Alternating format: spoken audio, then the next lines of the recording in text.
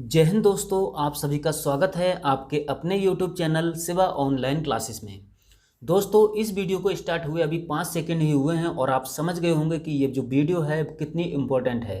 अगर आप रीजनिंग में थोड़ा सा भी इंटरेस्ट रखते हैं तो रीजनिंग के क्वेश्चन आज आपके लिए मैं उस तरह से कराने वाला हूँ जिस तरह से आप करने के बाद में अपने एग्जाम में रीजनिंग के क्वेश्चन करने में समय तो बचाएंगे ही, साथ साथ दोस्तों आपका रीजनिंग का क्वेश्चन कभी भी गलत नहीं होगा और आपके एग्जाम में जो भी क्वेश्चन आते हैं आप उनको 100% सही करके ही आएंगे।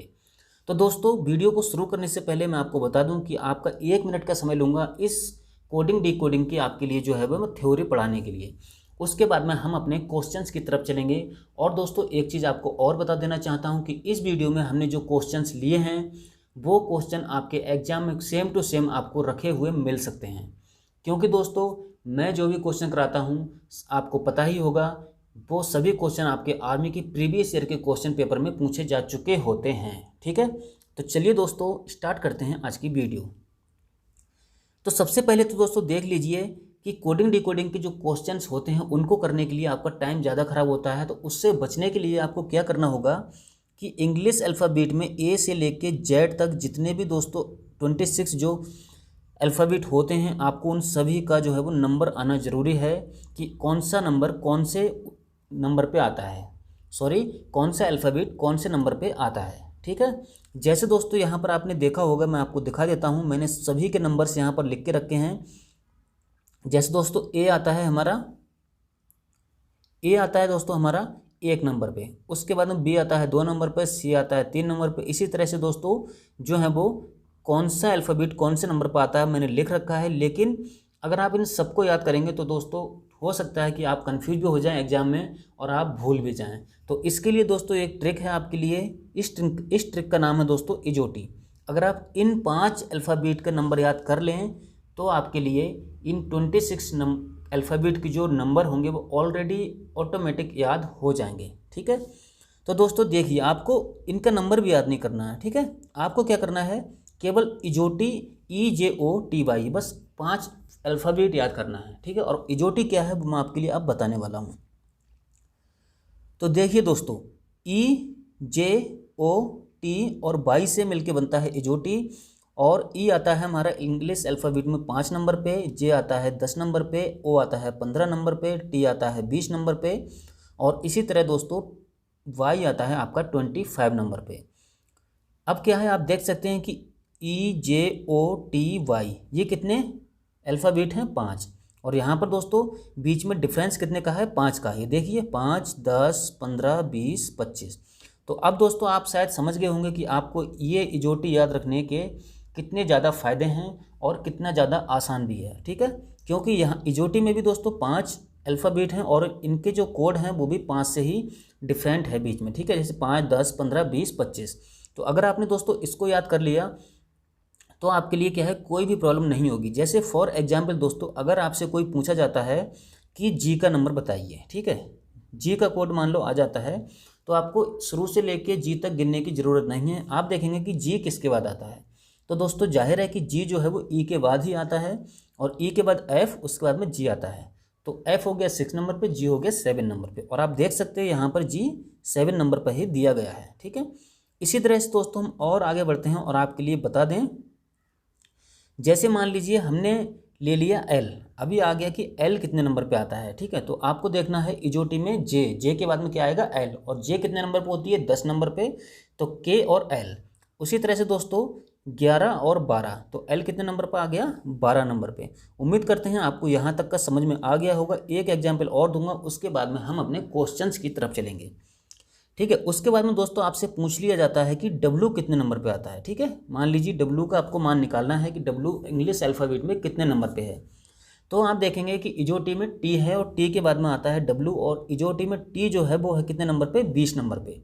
तो डब्लू कितने नंबर पर आएगा दोस्तों, आप देख सकते हैं टी के बाद में आता है UVW, यानी कि तीसरा नंबर। तो 21, 22, 23, तो यहाँ पर 23 नंबर पर कौन सा आता है, डब्लू। इसी तरह से दोस्तों इस इजोटी को याद करने के बाद में आप अपनी जो है वो पूरे इंग्लिश अल्फ़ाबेट के नंबर्स को ऑटोमेटिक एक ट्रिक की सहायता से 1 सेकंड में निकाल सकते हैं। तो चलिए दोस्तों, उम्मीद करता हूँ ये ट्रिक आपको समझ में आ गई होगी। अगर नहीं आई है तो आप इस वीडियो को एक बार फिर से देखें, आपको ये ट्रिक अच्छे से समझ में आ जाएगी। अब चलते हैं दोस्तों अपने आज के पहले क्वेश्चन की तरफ। पहला क्वेश्चन है हमारा, यदि किसी सांकेतिक भाषा में ग्लेर यानी कि GLARE को 67810 और मॉनसून को 2395339 के रूप में लिखा जाता है, तो उसी सांकेतिक भाषा में रैनसम को कैसे लिखा जाएगा। दोस्तों इस क्वेश्चन का जो है वो सॉल्यूशन बताने से पहले मैं आपको एक चीज़ और बता दूं कि आज की ये जो वीडियो है ये सच में बहुत ज़्यादा जो है वो इम्पोर्टेंट है और बहुत ज़्यादा स्पेशल है।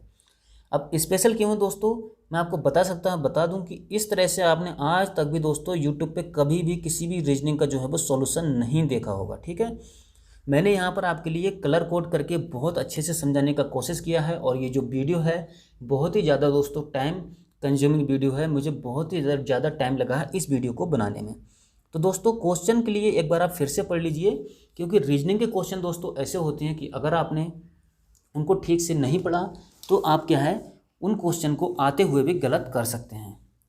जैसा कि दोस्तों आप देख रहे हैं, इस क्वेश्चन को हम एक बार फिर से पढ़ेंगे कि यदि किसी सांकेतिक भाषा में ग्लेर को लिखा जाता है ये और मानसून को लिखा जाता है ये, तो इसी सांकेतिक भाषा में रैनसम को इनमें से क्या लिखा जाएगा। ठीक है, अब चलते हैं दोस्तों इस क्वेश्चन के सॉल्यूशन की तरफ। और ये है दोस्तों आपकी आंखों के सामने आपकी स्क्रीन पे इस क्वेश्चन का सॉल्यूशन बहुत ही सिंपल वे में। तो दोस्तों देखिए यहाँ पर मैंने रेड कलर से भी इसको मार्क कर रखा है, जैसे ग्लेर में GLARE है, उसके बाद में इनके लिए कौन से कोड जो भी यूज़ किए गए हैं वो यहाँ पर मैंने अच्छे से लिख रखे हैं। अब आप देख सकते हैं दोस्तों ग्लेर में G के लिए 6, L के लिए 7, A के लिए 8, R के लिए 1 और E के लिए 0 का कोड जो है वो यूज़ किया गया है। उसी तरह से दोस्तों मानसून में M के लिए 2, O के लिए 3, N के लिए 9, S के लिए 5, O के लिए 3, डबल O फिर से O आया उसके लिए 3 और N के लिए 9 का कोड जो है वो यूज़ किया गया है। अब दोस्तों देखिए कि जो रैनसम है इसमें वही अल्फ़ाबेट हैं जो कि ग्लेर में और मॉनसून में है। ठीक है, तो ग्लेर में और मॉनसून में हमने जिस अल्फ़ाबेट के लिए जो कोड यूज़ किया है वही कोड हमें रैनसम में यूज़ करना है। आप देख सकते हैं दोस्तों ग्लेर में R के लिए 1 यूज़ किया गया है, तो यहाँ पर रैनसम में भी हम R के लिए 1 लिख लेते हैं। मैंने यहाँ पर भी दोस्तों लिखा है और इसको आपको आसानी से समझ में आए इसके लिए मैंने यहाँ पर हाईलाइट भी करके रखा है, तो आपको यहाँ पर भी ध्यान देते रहना है। तो ग्लेर में दोस्तों R के लिए लिखा गया है 1, तो यहाँ से हम सबसे पहले 1 ले लेते हैं। उसके बाद में दोस्तों आता है रैनसम में A, तो A के लिए आप देख सकते हैं दोस्तों ग्लेर में क्या लिखा गया है, A के लिए लिखा गया है दोस्तों यहाँ पे 8। ठीक है, तो यहाँ पर हम 1 लिखा, उसके बाद में हम 8 लिख लेते हैं। उसके बाद में दोस्तों रैनसम में आता है N, और N किस में है, मानसून में, तो सबसे लास्ट में देख सकते हैं आप N के लिए हमने कोड यूज़ किया है दोस्तों 9। ठीक है, उसके बाद में आता है S। अब S देख सकते हैं मानसून में चौथे नंबर पे है, यानी कि S के लिए जो कोड यूज़ किया गया है वो किया गया है 5, तो यहाँ पर हम 5 लिख लेते हैं। और उसी तरह से दोस्तों O के लिए कोड यूज़ किया गया है 3, तो यहाँ पर हम 3 लिख लेते हैं। और M के लिए जो कोड यूज़ किया गया है वो किया गया है 2, तो यहाँ पर हम लिख लेते हैं 2। तो अब आप देख सकते हैं दोस्तों जो ग्रीन कलर से मैंने आंसर लिख के रखा है आपके लिए 189532, इस क्वेश्चन का सही आंसर निकल कर आ चुका है। अब आप देख सकते हैं R के लिए मैंने यहाँ पर भी लिख के ऑलरेडी रखा हुआ है। R के लिए 1 लिखा जाता है, A के लिए 8, N के लिए 9, S के लिए 5, O के लिए 3 और M के लिए 2। तो ये जो कोड निकल कर आता है दोस्तों वो आता है 189532। तो क्वेश्चन नंबर 1 का दोस्तों करेक्ट आंसर कौन सा होगा आपका, जल्दी से बता दीजिए। क्वेश्चन नंबर 1 का आपका करेक्ट आंसर होगा ऑप्शन A 189532। ठीक है, 189532 ऑप्शन नंबर 1 यानी कि ऑप्शन नंबर A आपका एकदम सही आंसर होगा। अब चलते हैं दोस्तों आज के अगले क्वेश्चन की तरफ। क्वेश्चन नंबर 2 बहुत खास क्वेश्चन है दोस्तों, एक एक क्वेश्चन को आप ध्यान से देखिए, बहुत अच्छी तरह से समझाने की मैं आपको कोशिश करूंगा। क्वेश्चन नंबर 2 है दोस्तों आपका, एक खास कोड में बॉर्न को $53 के रूप में लिखा जाता है और न्यूज़ को *24 हैज लिखा जाता है, तो उसी कोड में शोर को कैसे लिखा जाएगा। तो दोस्तों ये क्वेश्चन है कि अगर बॉर्न के लिए हम ये लिखते हैं और न्यूज़ के लिए हम ये लिखते हैं तो शोर के लिए इनमें से क्या लिखा जाएगा। तो जल्दी से दोस्तों इस क्वेश्चन का भी हम आंसर देखते हैं। तो सबसे पहले चलते हैं सॉल्यूशन पे। यहाँ पर मैं आपको अच्छे से डिफाइन कर पाऊंगा कि कौन से कोड के लिए इन्होंने क्या यूज़ किया है। ठीक है, तो आप देख सकते हैं दोस्तों, इन्होंने बी के लिए यूज़ किया है 5, ओ के लिए यूज़ किया है 3, आर के लिए यूज़ किया है डॉलर और एन के लिए यूज़ किया है स्टार। उसी तरह से दोस्तों न्यूज़ में भी इन्होंने एन के लिए स्टार यूज़ किया है, उसके बाद में ई के लिए 2 यूज़ किया है, डब्ल्यू के लिए 4 यूज़ किया है और एस के लिए हैज यूज़ किया है। अब दोस्तों रीजनिंग के क्वेश्चन में इस टाइप के क्वेश्चंस को हल करते समय जो सबसे ज़रूरी बात होती है वो आपको क्या होती है कि इस जो पहला वर्ड है और दूसरा वर्ड है, इन दोनों में अगर कोई भी अल्फ़ाबेट कॉमन है तो उसके लिए जो है वो कॉमन कोड यूज़ किया गया है या नहीं। अगर कॉमन कोड यूज़ किया गया है तो आप इसमें भी दोस्तों वही कोड आसानी से बिना कोई दिमाग लगाए लिख सकते हैं। लेकिन यहाँ पर दोस्तों बॉर्न में और यहाँ पर कोई भी कॉमन अल्फ़ाबेट नहीं मिल रहा है, तो इसके लिए हमें परेशान होने की ज़रूरत नहीं है। अब क्या करेंगे दोस्तों, हम देखेंगे कि सबसे पहले स्वर में है एस, तो एस के लिए कौन सा कोड यूज़ किया गया है, हैज। ठीक है, तो सबसे पहले लिख लेते हैं हम हैज। उसके बाद में आता है दोस्तों ओ, तो ओ के लिए कौन सा कोड यूज़ किया गया है, आप देख सकते हैं बॉर्न में दूसरे नंबर पे है, ओ के लिए कोड यूज़ किया गया है 3, तो यहाँ पर हम 3 लिख लेंगे।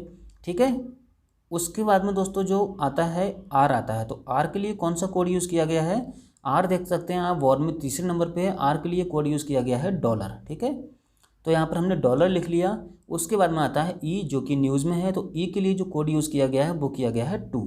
ठीक है, तो ये दोस्तों आया इस क्वेश्चन का करेक्ट आंसर, हैज $3 इस क्वेश्चन का जो करेक्ट आंसर है वो यहाँ पर निकल कर आ चुका है। ठीक है, एस के लिए कौन से कोड यूज़ किया, हैज, ओ के लिए 3, आर के लिए डॉलर और ए के लिए 2, तो हैज $3 इस क्वेश्चन का सही आंसर है। ठीक है, हैज $3, तो आप देख सकते हैं दोस्तों हैज $3 यहाँ पर ऑप्शन बी में दिया गया है, तो इस क्वेश्चन का जो सही आंसर है वो है ऑप्शन बी। दोस्तों क्वेश्चन नंबर 3 की तरफ चलने से पहले मैं आपको बता दूं कि अगर आपको ये सॉल्यूशन जो आज मैं नए तरीके से आपको लेकर आया हूं अगर पसंद आ रहा है तो कमेंट करके ज़रूर बताना। अगर आपके कमेंट आएंगे तभी मैं इस फॉर्मूले के लिए, इस सॉल्यूशन के लिए, इसी तरीके के लिए आगे बढ़ाऊंगा, नहीं तो जैसे सभी पढ़ाते हैं वैसे ही पढ़ाना स्टार्ट कर दूंगा। तो दोस्तों मैंने सोचा था कि आपको आसानी से रीजनिंग समझ में आए, इसके लिए मैंने ये जो तरीका है वो अपनाया है। ठीक है, अब चलते हैं क्वेश्चन नंबर 3 की तरफ।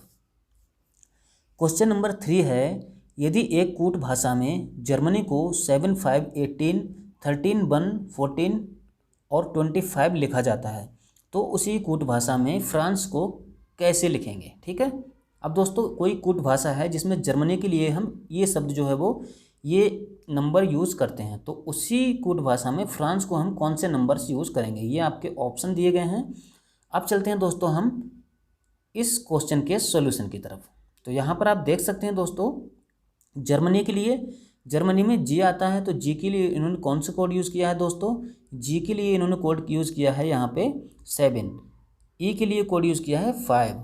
अब इसको आपको क्या है एक चीज़ और देखना है, अगर यहाँ पर कोड यूज़ किया है तो ठीक बात है, लेकिन यहाँ पर दोस्तों इन्होंने एक दूसरा तरीका अपनाया है और वो तरीका दोस्तों मैं आपके लिए पहले ही बता चुका हूँ। ठीक है, जी कितने नंबर पर आता है इंग्लिश अल्फ़ाबेट में, जी आता है दोस्तों 7 नंबर पे, ई आता है 5 नंबर पे, आर आता है 8 नंबर पे, एम आता है 13 नंबर पे, ए आता है 1 नंबर पे, एन आता है 14 नंबर पे और वाई आती है इसी तरह 25 नंबर पे। तो अब क्या करना है, फ्रांस में जो भी इंग्लिश अल्फ़ाबेट दिए गए हैं वो कौन से नंबर पे आते हैं वो आपको यहाँ पर लिख देना है और आपका क्वेश्चन का जो आंसर है वो ऑटोमेटिकली निकल कर आपके सामने आ जाएगा। तो आप देख सकते हैं दोस्तों एफ़ कितने नंबर पर आता है, एफ़ आता है 6 नंबर पे, आर आता है दोस्तों 18 नंबर पे, उसके बाद में ए आता है दोस्तों आपका 1 नंबर पे और उसके बाद में एन आता है आपका 14 नंबर पे, सी आती है आपकी 3 नंबर पे और ई आती है 5 नंबर पे। ठीक है, तो इस क्वेश्चन का जो सही आंसर निकल के आया है वो ये है 6, 18, 1, 14, 3 और 5। ठीक है, उम्मीद करता हूँ दोस्तों इस क्वेश्चन को आप अच्छे से समझ गए होंगे। 6, 18, 1, 14, 3, 5 ये जो है इस क्वेश्चन का सही आंसर निकल कर आ चुका है। तो दोस्तों यहाँ पर देख सकते हैं इस क्वेश्चन में ऑप्शन सी में ये आंसर दिया गया है, तो इसका मतलब फ्रांस को हम क्या लिखेंगे, फ्रांस को लिखेंगे हम 6, 18, 1, 14, 3 और 5। ठीक है, चलिए उम्मीद करते हैं इस क्वेश्चन को भी आप अच्छे से समझ गए होंगे। और दोस्तों एक चीज़ आपको और बता देना चाहता हूँ कि इस वीडियो की PDF फाइल को आप हमारे टेलीग्राम ग्रुप और टेलीग्राम चैनल से बिल्कुल फ्री में डाउनलोड कर सकते हैं विद सॉल्यूशन। ठीक है। ये जो सॉल्यूशन है इसको भी आप बिल्कुल फ्री में डाउनलोड कर सकते हैं। तो अब चलते हैं दोस्तों आज के अगले क्वेश्चन की तरफ, क्वेश्चन नंबर 4। और क्वेश्चन नंबर 4 है, यदि गोल्ड को होम के रूप में लिखा जाता है तथा कॉर्ड को डोज के रूप में लिखा जाता है तो सन्स को किस रूप में लिखा जाएगा। ठीक है, लेकिन यहाँ पर भी दोस्तों एक छोटी सी मिस्टेक हो गई है।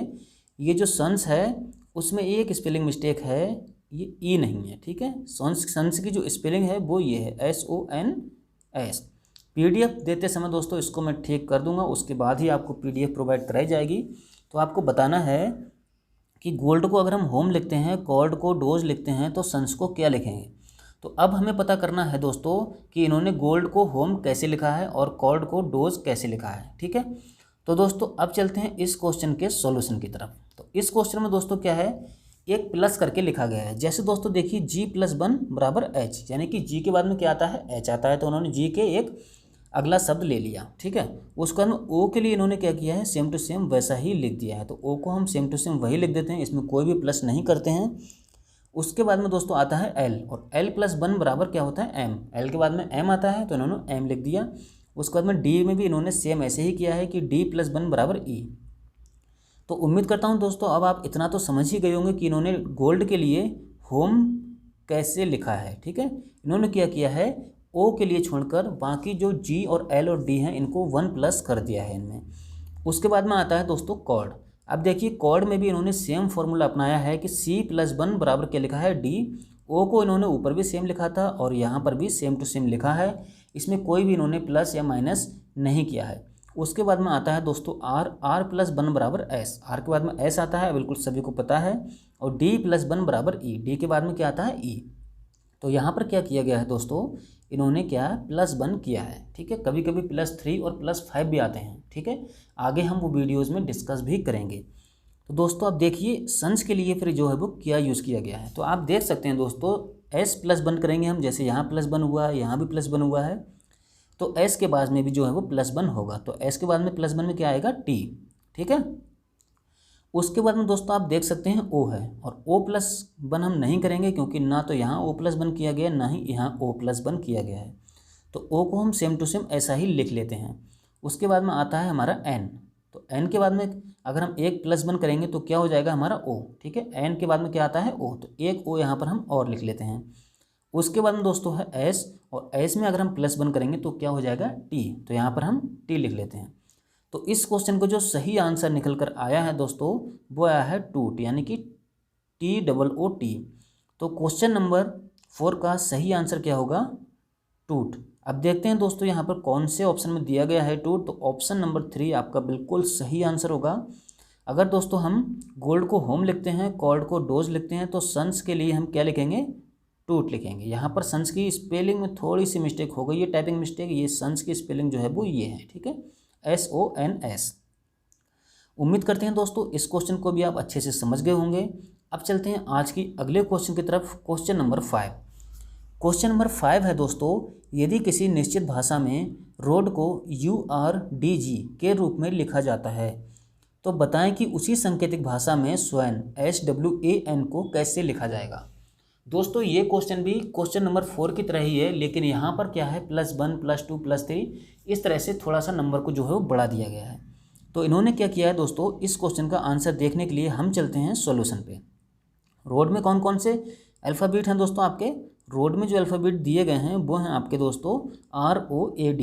तो R+1 U, इन्हें यहाँ पर R+1 नहीं, यहाँ पर इन्होंने क्या किया, पिछले क्वेश्चन में इन्होंने R+1 किया था, मतलब +1 किया था, और यहाँ किया जा रहा है +3। ठीक है, तो +3 करके हम जो है वो यहाँ पर अपना आंसर निकालेंगे। तो रोड के बाद में आप देख सकते हैं दोस्तों क्या आता है, अगर हम +3 करेंगे तो आ जाएगा आपका U।